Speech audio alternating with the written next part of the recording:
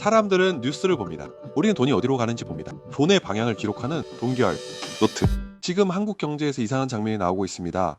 코스피는 8,000대인데 원달러 환율은 1,550원대입니다. 주식시장은 한국 기업을 기대한다는데 환율 시장은 한국 돈을 의심하고 있습니다. 같은 나라 안에서 두 시장이 정반대를 가리키는 겁니다. 그런데 이건 멀리 있는 뉴스가 아닙니다. 내가 마시는 커피 한 잔, 마트의 바나나와 오렌지, 자동차 기름값, 가게의 사장님이 들여오는 식자재까지 이 숫자 하나에 다 걸려 있습니다. 오늘은 이 모순을 끝까지 짚어보겠습니다. 끝까지 보시면 왜 코스피는 높은데 내 지갑은 더 불안한지 알게 되실 겁니다. 데이터노트님, 먼저 환율 1,550원이라는 말 뉴스엔 자주 나오지만 막연합니다. 커피, 과일, 공산품 같은 예로 시청자분들이 생활 속에서 이해하기 쉽게 설명해 주시죠. 네. 환율은 쉽게 말해 나라 돈끼리 바꾸는 가격표입니다. 원 달러 환율 1,550원이라는 건 미국 돈 1달러를 사려면 한국 돈 1,550원이 필요하다는 뜻입니다. 예를 들어 보겠습니다. 미국에서 들어오는 물건이 10달러라고 해보죠. 환율이 1,300원이면 그 물건은 우리 돈으로 13,000원입니다. 그런데 환율이 1,550원이 되면 같은 10달러짜리가 15,500원이 됩니다. 물건은 똑같은데 우리 돈으로는 2,500원을 더 내야 하는 겁니다. 이게 커피 원두로 번지면 카페 사장님 원가가 오르고 바나나, 오렌지 같은 수입 과일도 마찬가지입니다. 스마트폰 부품, 자동차 부품, 식당 주방기기까지 영향을 받습니다. 그래서 환율이 오른다는 건 단순히 달러가 비싸졌네가 아니라 우리 생활 곳곳의 원가가 조용히 올라가는 신호입니다. 그러니까 상품 자체가 오른 게 아니어도 환율 때문에 한국에서 사는 가격이 오를 수 있다는 거네요. 그런데 여기서 진짜 이상한 점이 있습니다. 환율이 이렇게 부담스러운 상황인데 주식시장은 코스피 8,000대로 오히려 축제 분위기입니다. 한쪽은 경고음인데 한쪽은 박수를 치고 있어요. 이게 어떻게 동시에 가능한 겁니까? 그게 바로 지금 한국 경제 안에 생긴 균열입니다. 시장이 한국을 둘로 나눠서 보고 있는 거예요. 하나는 반도체 대한민국입니다. AI, HBM, 데이터 센터, 삼성전자, SK 하이닉스 이쪽은 뜨겁습니다. 세계 시장에서 한국 기업이 점점 비싸게 평가받고 있어요. 그런데 다른 하나는 생활비 대한민국입니다. 환율 1,550원, 기름값, 수입물가, 자영업 원가, 금리 부담. 이쪽은 불안합니다. 그래서 코스피 8천은 반도체 대한민국의 숫자고 환율 1,550은 생활비 대한민국의 숫자입니다. 같은 나라인데 시장은 이 둘을 전혀 다르게 값을 매기고 있는 겁니다. 정리하면 한국 기업은 세계에서 점점 비싸지는데 한국 돈은 세계에서 점점 싸지고 있다 이 말이네요. 그런데 여기서 한 가지만 더 여쭤볼게요. 끝까지 들으셔야 합니다. 한국 경제가 좋다는 신호와 한국 돈이 불안하다는 신호가 같이 나온다는 게 결국 무슨 뜻입니까?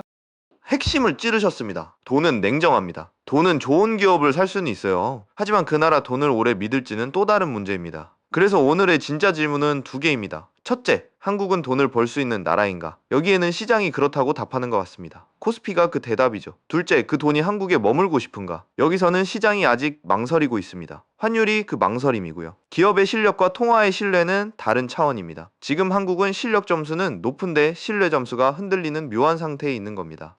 그런데 더 불안한 게 있습니다. 코스피가 8,000대까지 갔으면 분위기가 좋아야 하는데 주식이 갑자기 크게 흔들리는 날들이 있어요. 많이 올랐는데도 왜 이렇게 쉽게 출렁이는 겁니까? 오히려 많이 올랐기 때문에 더 예민해지는 겁니다. 시장이 낮은 곳에서 흔들릴 때와 많이 오른 뒤에 흔들릴 때는 심리가 완전히 다릅니다. 많이 오른 시장에서는 작은 불안도 일단 팔자로 바뀝니다. 특히 외국인 투자자가 환율에 아주 민감합니다. 왜냐하면 외국인이 한국 주식을 사려면 먼저 달러를 원화로 바꿔야 합니다. 그리고 나중에 주식을 팔고 다시 원화를 달러로 바꿀 때 그 사이에 원화 가치가 떨어져 있으면 어떻게 될까요? 주식에서 수익이 나도 달러로 환산하면 그 수익이 깎여 나갑니다. 그래서 외국인 입장에선 한국 주식이 매력적으로 보여도 원화가 불안하면 망설일 이유가 생기는 겁니다. 지금 시장의 불안은 하나가 아니라 높은 환율, 갑작스러운 주가 출렁임, 예민해진 외국인 자금, 커지는 생활비 부담, 이 네 가지가 동시에 겹쳐 있는 상태입니다. 그러니까 외국인 입장에선 한국 주식이 좋아 보여도 원화가 불안하면 부담이 생긴다는 거군요. 그럼 시청자분들이 진짜 궁금해하실 질문으로 가보겠습니다. 우리는 도대체 뭘 봐야 합니까? 코스피 숫자만 보면 됩니까? 아니면 환율 숫자만 보면 됩니까? 둘 중 하나만 봐서는 안 됩니다. 앞으로는 세 가지를 같이 보셔야 합니다. 첫 번째, 환율이 높은 상태로 오래 가는지입니다. 환율이 잠깐 튀는 건 있을 수 있어요. 하지만 높은 환율이 오래 유지되면 수입 물가, 기업 원가, 금리 정책에 계속 부담이 쌓입니다. 두 번째, 외국인이 한국 주식을 계속 파는지입니다. 일시적인 차익 실현은 괜찮습니다. 그런데 계속 팔면서 동시에 원화가 약해진다면 그건 돈이 한국에서 빠져나가는 신호일 수 있습니다. 세 번째, 반도체 말고 다른 업종도 같이 강한지입니다. 반도체만 오르는 시장은 화려하지만 폭이 좁습니다. 은행, 자동차, 소비, 산업재, 중소형주까지 같이 움직여야 시장 체력이 넓어졌다고 볼 수 있습니다. 이 세 가지가 코스피 8천이 진짜 체력인지 아니면 기대감 위에 올라탄 숫자인지 가려주는 기준입니다. 정리하면 이거네요. 환율이 오래 높은가, 외국인이 계속 파는가, 반도체 외 다른 업종도 살아나는가, 이 세 가지를 보면 코스피 8천이 진짜 체력인지 분별할 수 있다. 자, 그럼 오늘 내용 깔끔하게 정리해 드리겠습니다.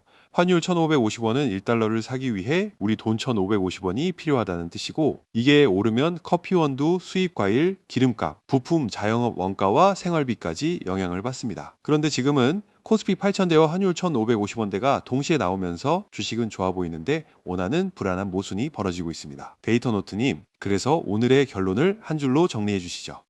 오늘의 결론은 이겁니다. 한국 기업은 뜨겁고 한국 돈은 아직 불안합니다.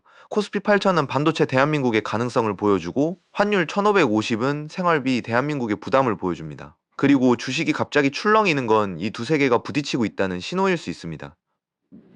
뉴스는 코스피 숫자를 크게 보여주지만 우리가 진짜 봐야 할 건 그 뒤에 있는 돈의 이동입니다. 돈이 어디서 들어오고 어디서 빠져나가고 왜 원화가 약해지는지 그걸 봐야 진짜 경제가 보입니다. 그래서 다음 편이 더 중요합니다. 오늘은 왜 이 모순이 생겼는지를 봤다면 다음 편에서는 한 단계 더 들어가겠습니다. 환율 1,550원 시대. 원화가 다시 강해지려면 무엇이 바뀌어야 할까요? 미국 금리일까요? 한국 수출일까요? 외국인 자금일까요? 아니면 우리가 달러 자산을 사는 흐름일까요? 다음 편에서 원화가 다시 강해지기 위한 조건을 쉽게 풀어보겠습니다. 돈의 흐름을 보면 뉴스가 다르게 보입니다. 오늘 동결노트는 여기까지입니다.